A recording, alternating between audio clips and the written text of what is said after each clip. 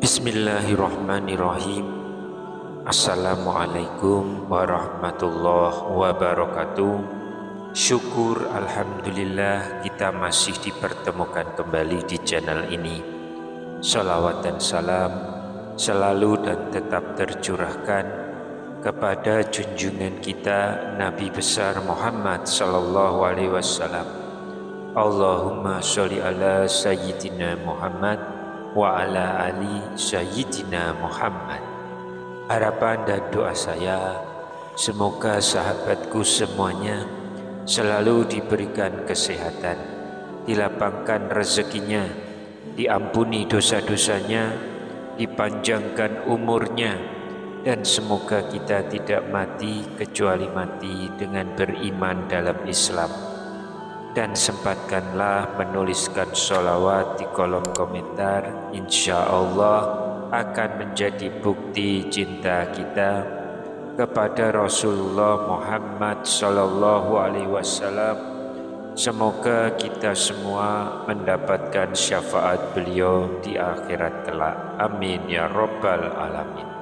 Sahabat seiman yang dirahmati Allah, sholat adalah tiang agama, dan bahwa sholat adalah amal yang paling dahulu diperiksa di hari kiamat.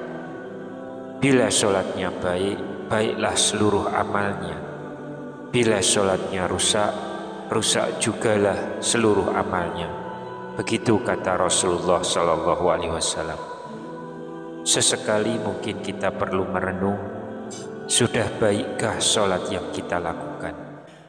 Sewaktu-waktu mungkin kita perlu bertanya, apakah sholat kita diterima Allah Subhanahu wa Ta'ala? Bukankah Allah pernah berfirman bahwa celakalah orang-orang yang sholat? Bukankah Rasulullah pernah berkata bahwa ada orang yang sholat dan sholatnya dilipat Tuhan seperti pakaian pada hari kiamat dan dilemparkan ke wajahnya? Allah tidak menerima sholatnya. Siapakah di antara kita yang sholatnya diterima Allah Subhanahu wa Ta'ala? Apakah tanda-tanda orang yang sholatnya diterima Allah? Marilah kita renungkan firman Allah dalam sebuah hadis qudsi terkait jawaban Allah tentang ciri-ciri orang yang diterima sholatnya. Sesungguhnya aku hanya akan menerima sholat dari orang yang merendahkan diri dengan sholatnya karena kebesaranku, yang tidak menyombongkan diri kepada makhlukku, yang tidak mengulangi maksiat kepadaku, yang mengisi sebagian siang dengan berzikir kepadaku, yang menyayangi orang miskin, orang dalam perjalanan, wanita yang ditinggalkan suaminya, dan yang mengasihi orang yang ditimpa musibah. Cahayanya bagaikan cahaya matahari. Aku lindungi dia dengan kekuasaanku. Aku perintahkan malaikat menjaganya. Aku jadikan cahaya dalam kegelapannya. Aku berikan ilmu dalam ketidaktahuannya. Perumpamaannya dibandingkan dengan makhlukku yang lain adalah seperti perumpamaan Firdaus di surga. Sayyid Sabiq Islamuna. Dari hadis qudsi tersebut dapat kita simpulkan tanda-tanda orang yang diterima sholatnya.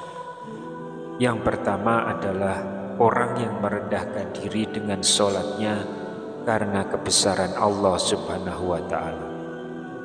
Sholat yang diterima ialah sholat yang dilakukan dengan penuh tawadhu karena kebesaran dan keagungan Allah.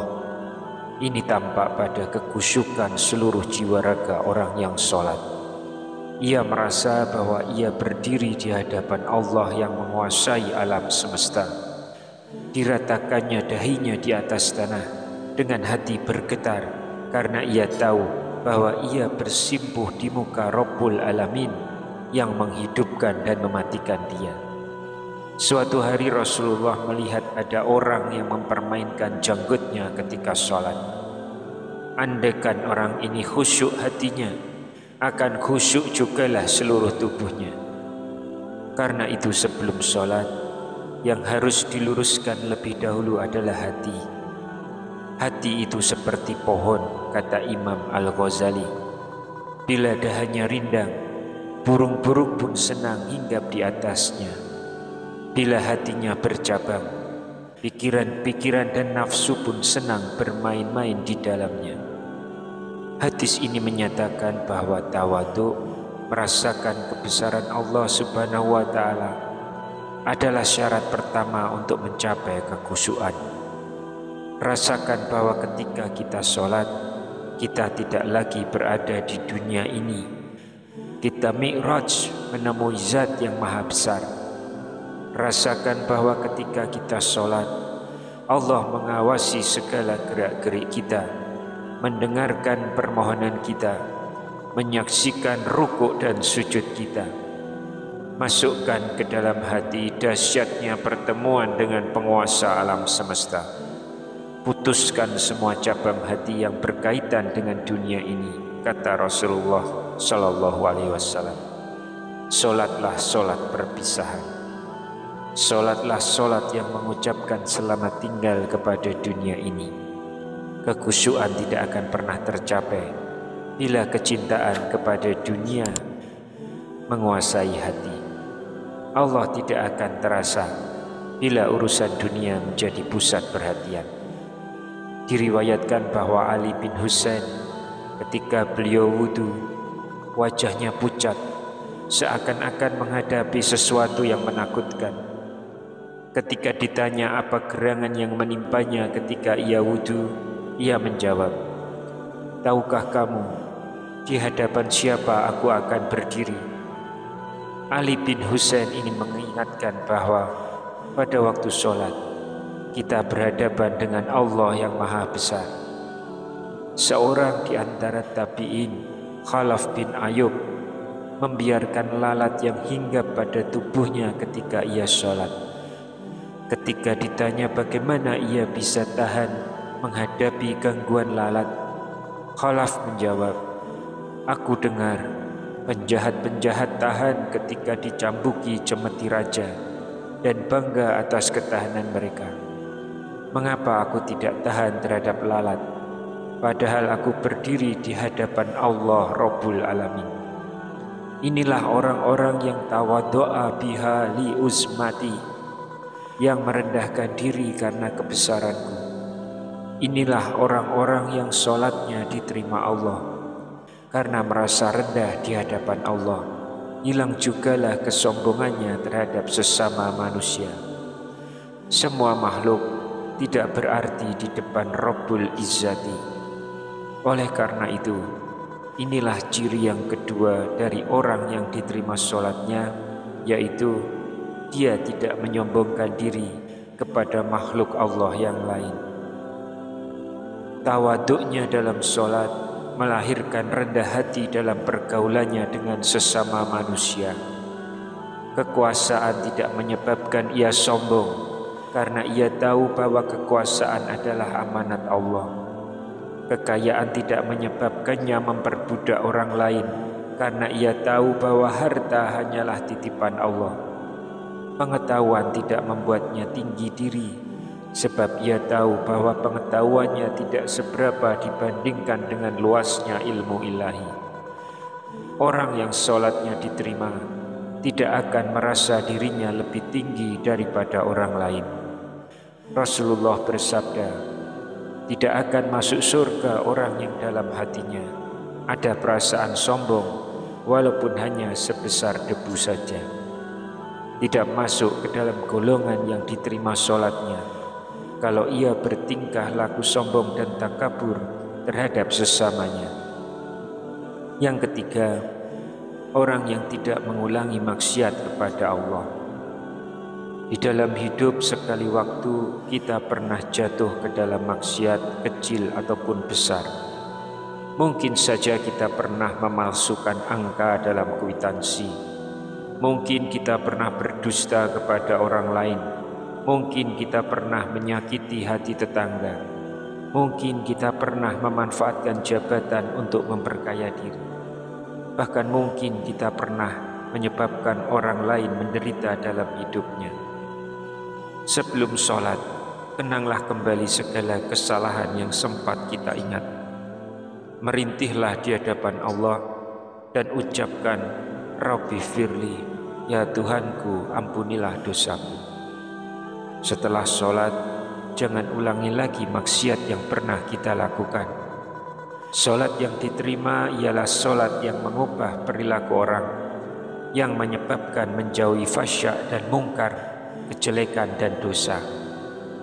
Barang siapa sholatnya tidak menyebabkan dia menjauhi kekejian dan kemungkaran, sholatnya hanya akan menambah dia jauh dari Allah saja.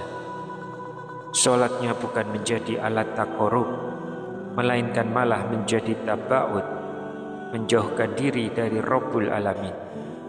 Karena itu bila selesai sholat orang berdusta lagi, bila setelah selesai sholat dan sajadah disimpan, ia memutar balik angka lagi, bila pulang Jumatan digunakannya jabatan untuk memeras orang lain, maka sholatnya akan dilipat seperti kain buruk yang dibantingkan ke wajahnya.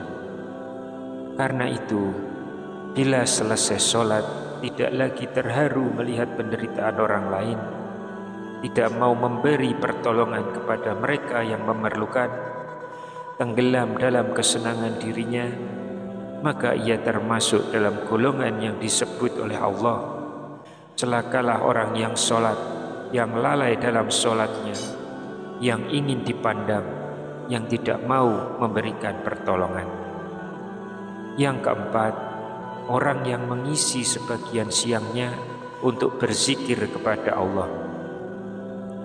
Ada seorang sahabat bertanya kepada Rasulullah, "Ya Rasulullah, syariat Islam sudah banyak pada diriku. Ajarkanlah kepadaku sesuatu yang bisa aku pegang teguh untuk selanjutnya."